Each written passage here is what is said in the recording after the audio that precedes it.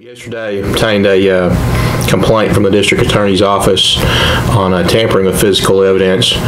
One of the things that's somewhat important in a homicide is to recover the murder weapon.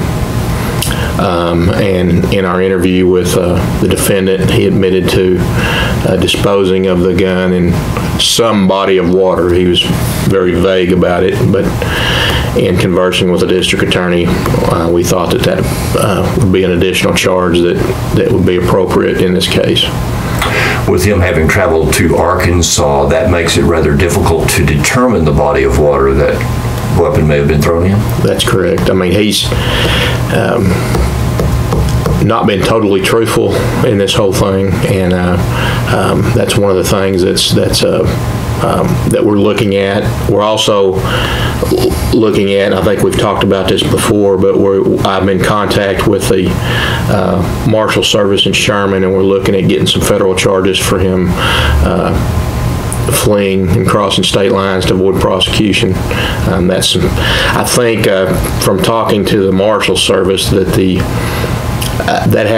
actually has to go all the way to Washington and get approval, and then comes back down the chain of command. So that's, as you can imagine, might take a little bit. But that's some other stuff we're looking at.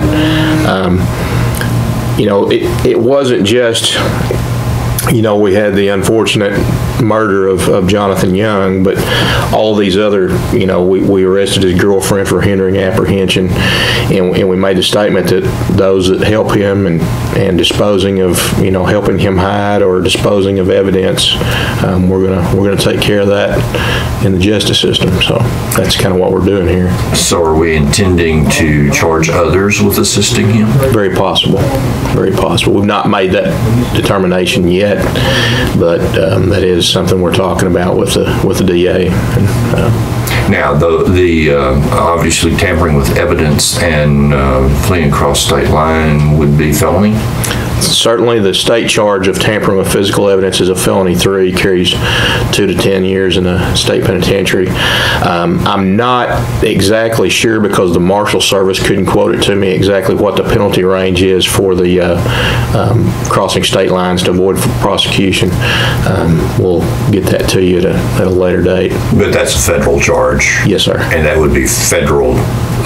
Be filed in the Eastern District of Texas and Sherman at the federal, at those offices up there. And incarceration would be in a federal penitentiary?